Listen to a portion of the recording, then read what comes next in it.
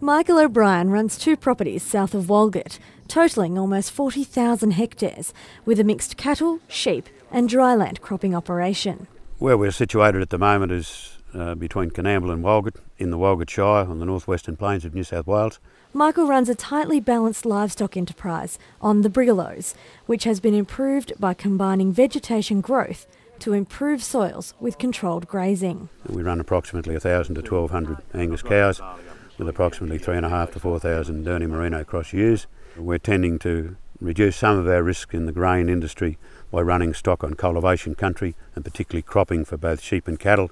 His risk management strategy includes a flexible crop rotation with planting of grain crops driven by moisture levels, complemented by pasture cropping.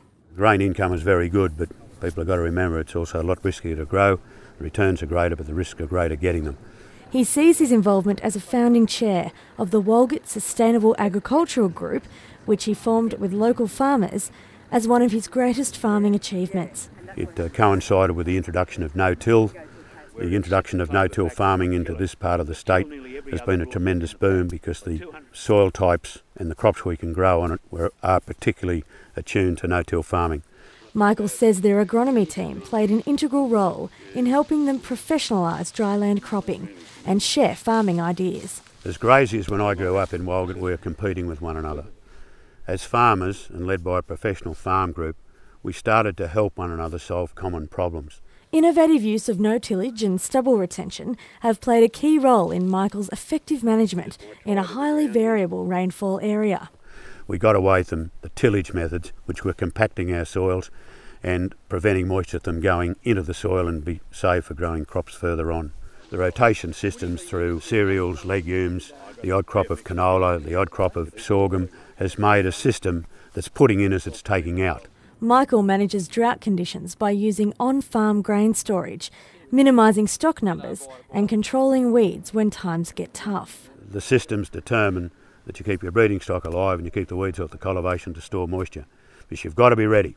The people who do best on the land are the ones that look after their land best when things are against them, not necessarily when they're with them. An active member of the Farmers Association, sporting clubs and picnic racing, Michael sees community involvement as a rewarding experience. I've really tried to be involved as much as I can in community affairs. He believes the gap between urban and rural Australia is a challenge that needs addressing to help ensure a sustainable future. Australia still has a tremendous rural mass, still has tremendous capacity to feed a lot of people in the world, and that should never be forgotten. And I think we've got to turn round, starting from the association out, our connection with government. We've got to build the bridges between urban and rural Australia.